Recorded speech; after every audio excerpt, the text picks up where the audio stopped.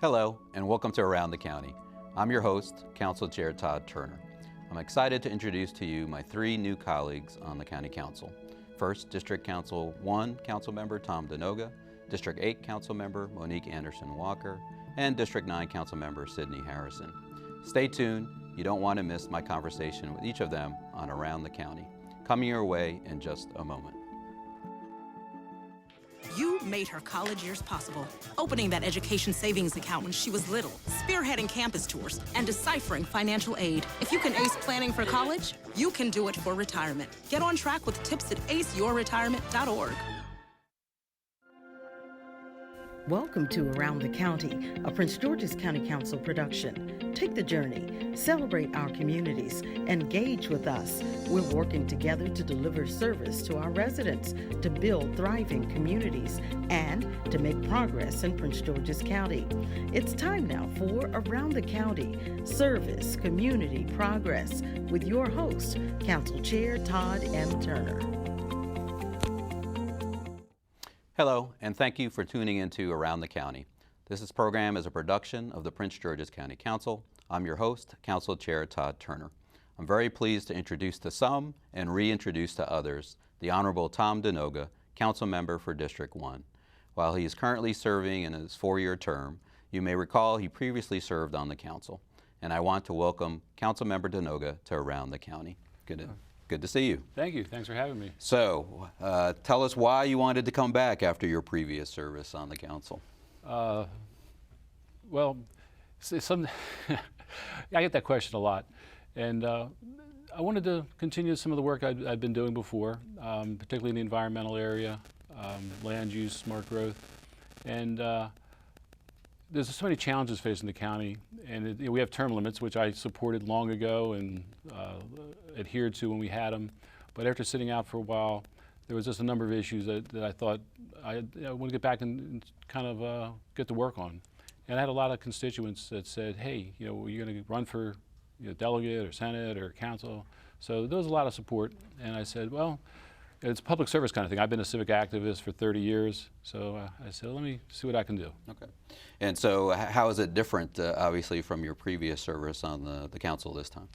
Well, I'll say this. There's a lot of similarities, and a lot of the same staff people and county activists, and a lot of the same issues and challenges. So that I get very, very familiar with. But I think the county's in a more stable place. I think some of the growth and development's been more positive. I mean, it's always been a challenge for the county to get the kind of economic development it's wanted. And I think in the last few years it's moving in the right direction. So in that sense, I think we have a stronger, more stable county. And I think the education system's improved and the education leadership's improved. So there's a lot of positives going on. Great. So I know, I think both of your children obviously went through the public school system here in Prince George's County. Obviously, County Executive Angela also Brooks just announced Dr. Monica Goldson. I know you were there for the announcement. How do you think that's going to play with respect to our school system and the stability issue that you mentioned? I think it's going to be great. It's as simple as that. Since my children went to the school system, mostly, I guess, in the 90s and through the early 2000s, and they had a great experience here in the county school system. They've done very well. They're very successful. We had challenges. We had some really good superintendents. We had some not so good. And when you see a homegrown lady who's been in the system, knows the system, and everybody is so positive. And we've seen her at work. It's not like we don't know what we're getting. We know we're getting a star. It's not even a rising. She's not even a rising star. She's already a star. So I think that's going to just add to the stability and add to the attraction of the county. Great. Now, I think that's important as well. Also, as a parent of a graduate and now still a student in the school system as part of that, to see that I think is important as part of that. So tell me a little bit about what you obviously some of your focus when you were previously on the council. How is that different now as you took a look at your legislative agenda going forward? I think I focused more on the in some respects I fell into historic preservation, environmental preservation. The combination of those two led me to agricultural preservation. And as I focused on a lot of those issues and some growth and development issues as we did county master plans. We did a lot of master plans when I was in office before. As I come forward now, there's a lot more focus on code enforcement, A lot of school construction that needs to be done. I mean, a lot of school construction. We've always had school needs, but at the moment we have tremendous school construction issues. We have budget issues. We have a strong budget, but we have, as you know all too well, bond indebtedness issue. We have so much infrastructure needs that need to be financed, and that's actually it's one of the reasons I did come back, was to push on the infrastructure. And I think with this recent budget, I think there's been a heavy focus on infrastructure, both roads, schools, other government buildings. So I think we have a lot of stuff going on that's very positive. Good, good. So obviously on the school construction side, you know, we were successful in working in Annapolis to get some additional authority, particularly on what we call alternative construction financing or public-private partnerships. What's your sense on that as an option for us moving forward to meet some of the construction and renovation needs for our school system? Everything I've heard about it, the public-private partnership, the 3P, sounds very positive. Sounds like we'll get more opportunity to build more facilities, schools in this case, and at a cheaper cost and at a faster rate. So that will be very positive. I know in my district, the number one issue has been getting a new High Point High School. It's unclear where that's going to fall in the P3 process, or whether it'll go back into the regular budget process. But that was a school that's been put off for year after year after year, and now it looks like it's near the front of the line for high schools. There's also a desire to put a new elementary school down in the Delphi area, because the Delphi-Hyattsville area, there's a need for like 6 or 8 schools. Right. So I think that process is going to make us allow us to do things that we wouldn't otherwise be able to do, and our citizens need it. Okay.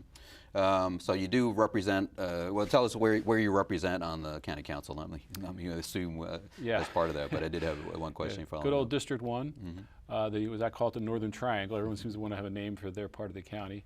And so it's basically the Adelphi and Northern College Park area just below the Beltway, and then everything north of the Beltway from basically from the BW Parkway to the Montgomery County line. Okay. So it's Laurel, Beltsville, Adelphi, College Park, Calverton, and environs. Gotcha. So I know transportation obviously is a big topic of discussion recently. Do you want to share your thoughts, particularly on the recent proposals by the governor, both for toll road expansion, new high-speed train, which I know impacts your district as well? Just your thoughts on that, given your background. Well, we need to do something about congestion. I think as a body, this council, and I think a lot of our state legislators don't believe that widening the Beltway is the most efficient way to do it.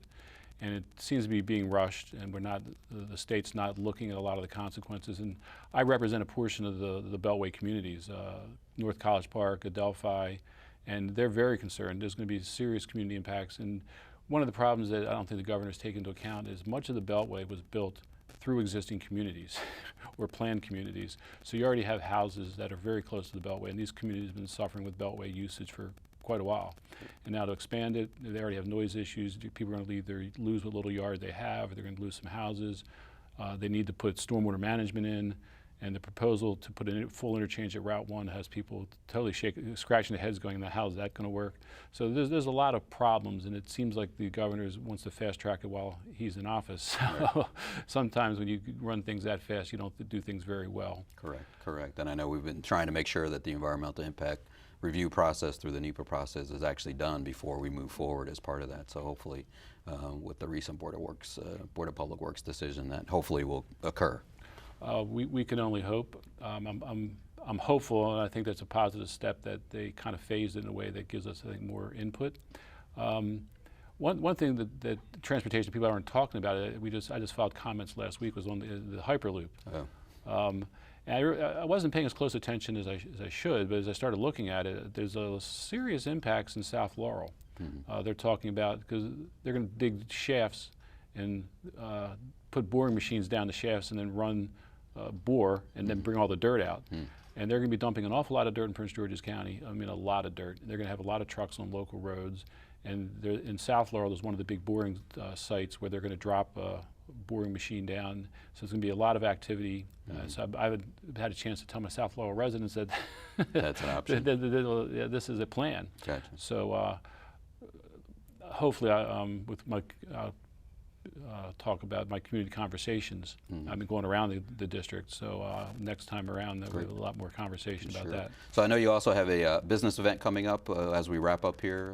When is that going to happen, and what's that focused on? Oh, next Wednesday, so June 26th from 7 to 9 p.m. at the Laurel Beltsville Senior Activity Center. It's a District 1 business roundtable. It's really for small businesses, particularly small minority businesses. We have a lot of folks there who can help small minority businesses with either financing, with the Economic Development Corporation, our folks that help assist the council with small businesses. So it's a great opportunity for business owners to come out and see what we can do for them. So that's again June 26th? Yes, All right. Wednesday, June 26th. Great. Well, thank you. My thanks to Council Member Tom Dernoga. We'll take a short break, but please stay with us. We'll return in just a moment on Around the Council, and with my council colleague, Monique Anderson-Walker, representing District 8. She'll join us on Around the County right after this.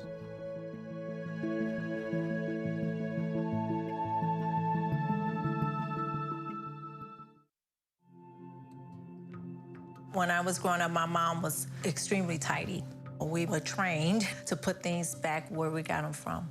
One day, when I walked into my mom's house, I felt like I walked to someone else's house. There was stuff everywhere, and just growing up the way I grew up, and to see this transition was very alarming. When Sean talked to me, it was a wake-up call, and that's when I went to the doctor.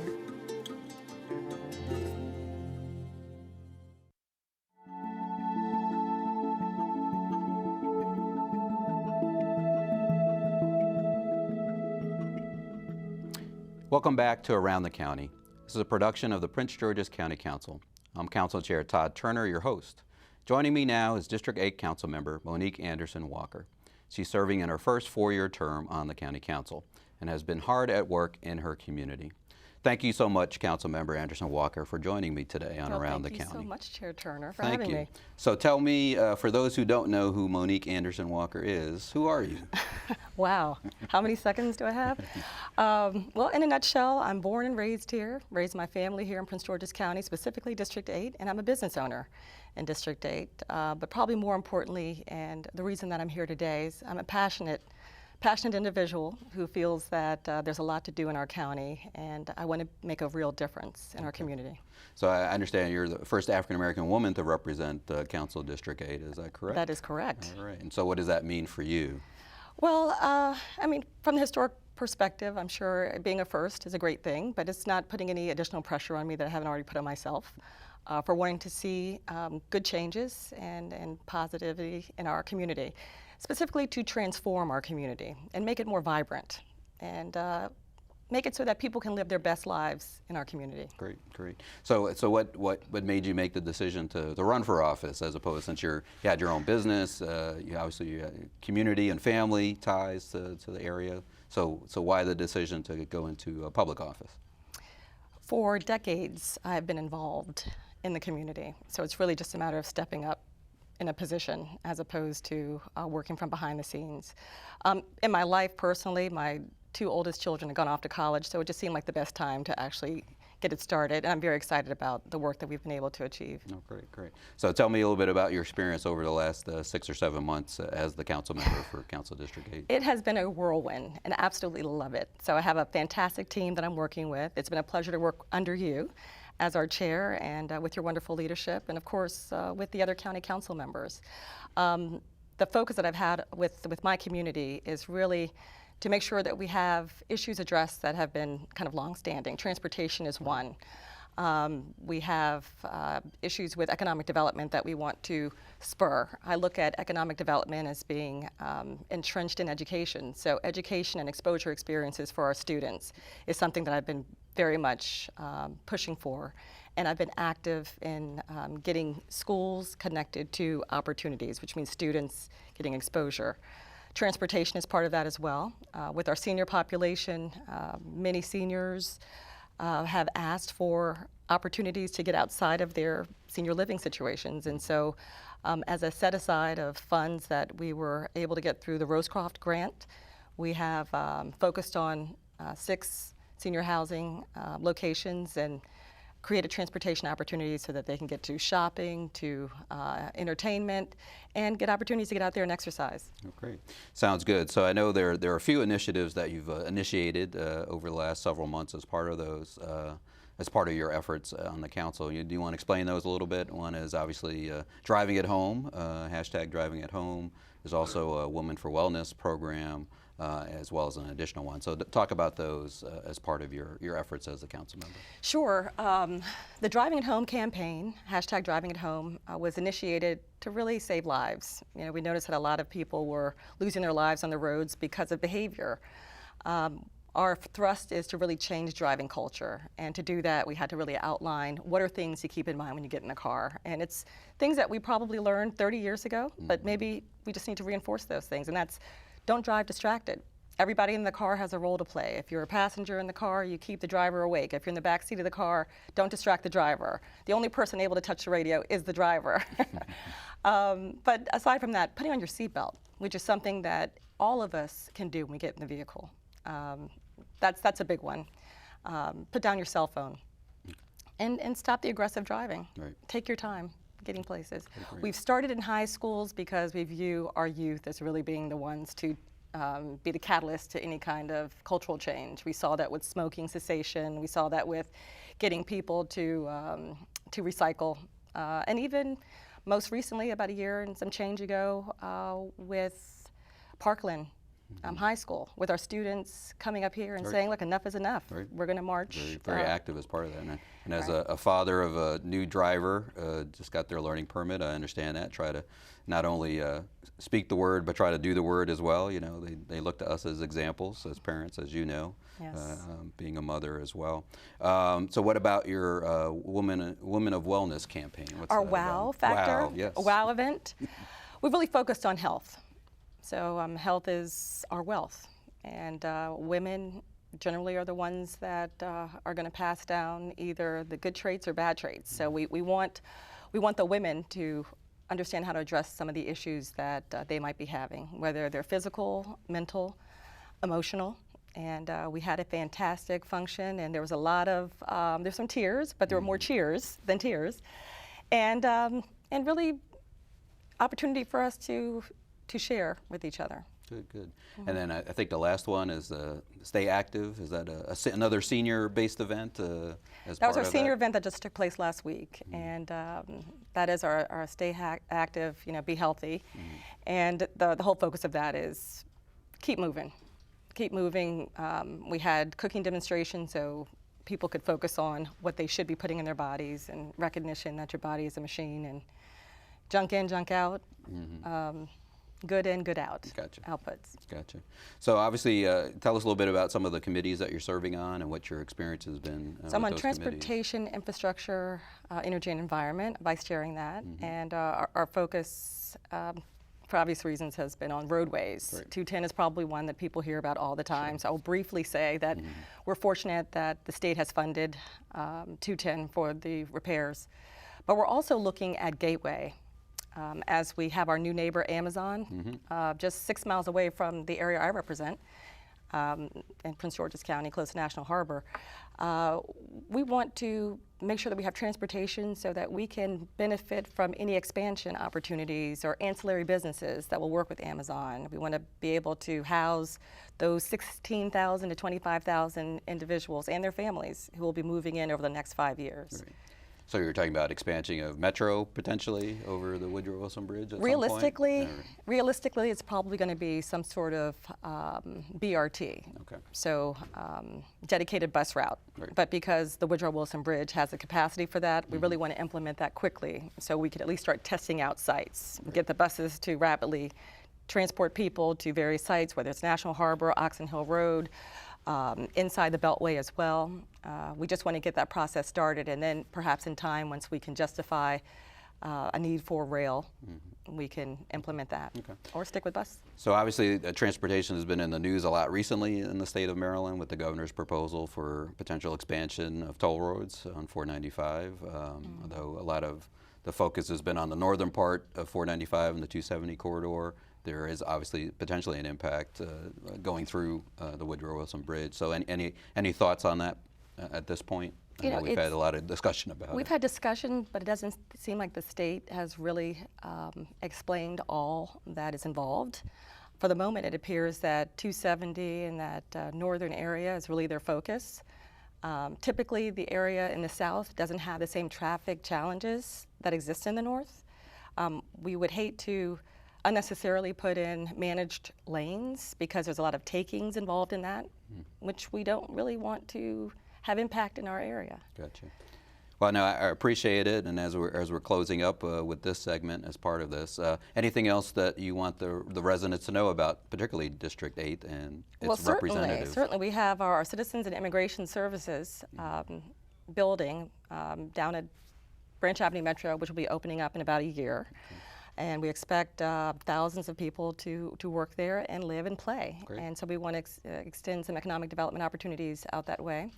We're very excited about Top Golf, which just opened up. Well, actually, it'll be officially opening up on June 21st. And I will be the ringmaster next Tuesday. Oh, wow, okay. I don't know when this is airing, but I'll say June 25th at the Universal Circus. Oh, great, great. So looking forward to that. Sounds like an exciting opportunity as part of that. So I want to say thank you again, Councilmember Anderson-Walker, for joining us today. We will pause for another short break, but don't go away. My next colleague, the Honorable Sydney Harrison, representing Council District 9, will take a seat on Around the County in just a moment.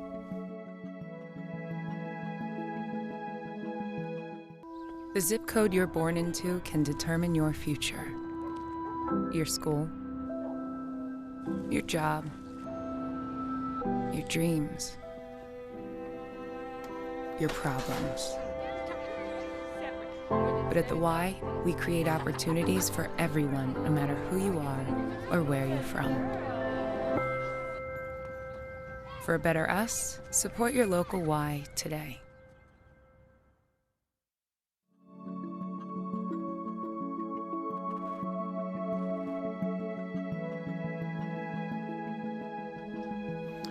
Welcome back to Around the County, a production of the Prince George's County Council.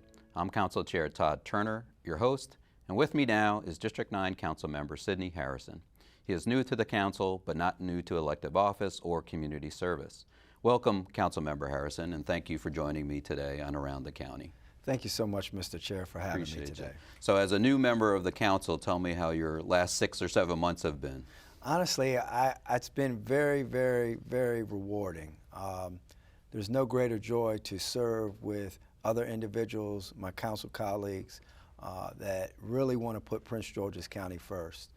It's so very important. We all are very proud of Prince George's County, and it's just been an awesome experience to work with so many great leaders here in the county to push Prince George's County forward. Great, great. So obviously you're not new to elective office, having served as the clerk of the court here in Prince George's County. So how did that experience bode for you coming into the county council? Well, first and foremost, it gave me that executive administrative experience. Really gave me the opportunity to really work with an agency and understanding budget processes as well. Also working with individuals. I led over 208 employees in the clerk's office.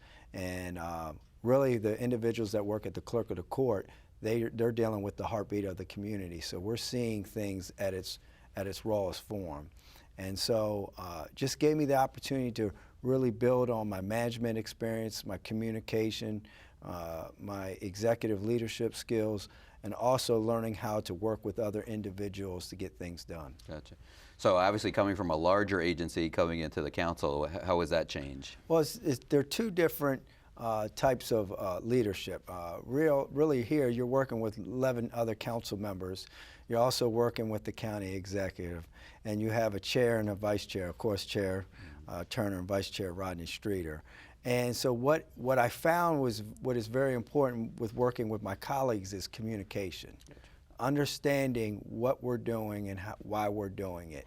And so communication is very, very important, because if we're not communicating, we're not able to get things done. So I've been very appreciative of the communications by my colleagues. Gotcha. Appreciate it. So obviously this year we have you serving as chair of our Education and Workforce Development. I know that's Yes. near and dear to your heart. Yes. Talk a little bit about some of your experiences being on that committee and chairing that committee. Well, it's more of a holistic approach. I've attended Prince George's County Public Schools. My family's attended Prince George's County Public Schools all their life. So education has always been a #1 priority for me, along with my council colleagues. And so, you know, as you know, 60% of our budget goes towards education. We have a $2.1 billion investment into education this year. And so understanding how we make education evolve, making sure we're spending all those dollars on our children here in Prince George's County, making sure those dollars hit the classroom, making sure that we're able to, what we were able to do working with Dr. Golston and the county executive, Angela Also Brooks, to restore all the steps for all the employees of the Prince George's County Public School System. And so I commend the leadership for understanding how important that was, but also working on trying to expand the CTE programs in the Prince George's County Public Schools, and understanding that we can't have true economic development without education reform. Gotcha. When we think about businesses that want to come into our community, they're looking at our educational system, and we do want those Fortune 500 companies in Prince George's County. Gotcha. No, I appreciate that, and all the things you mentioned as part of the budget this year. So how was your experience with the budget? Actually, it was baptism under fire. I did learn a lot about the budget and the whole budget process, and you know, looking at ways where we can be very creative, learning how to diversify certain things so we can make sure that our priorities are taken care of. And it was a great experience. Great, great. So I know you also have a focus on youth Yes. in particular as part of that, and I know you just participated in sounds like an amazing opportunity for the Steve Harvey Mentoring Camp for Youth Yes. in Atlanta. So tell me how you got involved with that and what that experience, because I know you just got back from that. Yeah, well, first and foremost, I've always had a heart to serve our youth. I actually, I'm a product of the social services, was in the foster care and was adopted by a family here in Prince George's County. And I know you talk about that a lot in, Yes. in your own personal journey. Yes, Here, right? and so it comes from, my heart of service comes from a holistic place. And so got the opportunity to go out to the Steve Harvey Mentoring Camp in Barnesville, Georgia. It was at the Rock Ranch, and Mr. Harvey was able to sponsor over 230 kids that don't have fathers in this country, or no positive male role models.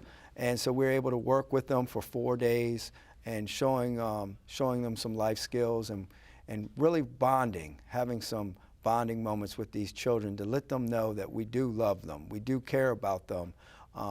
And so it was a great experience. I'm forever grateful to be able to have the opportunity to spend time with some of our brilliant young men across the country. Well, I appreciate you doing that. Is there anything else as we're closing up here about what you want to tell us about District 9 and some of your initiatives that you're planning on doing? Well, one of the things is that I'm very passionate about is making sure that we curb illegal dumping in our community. We're not going to have it anymore, not in our community.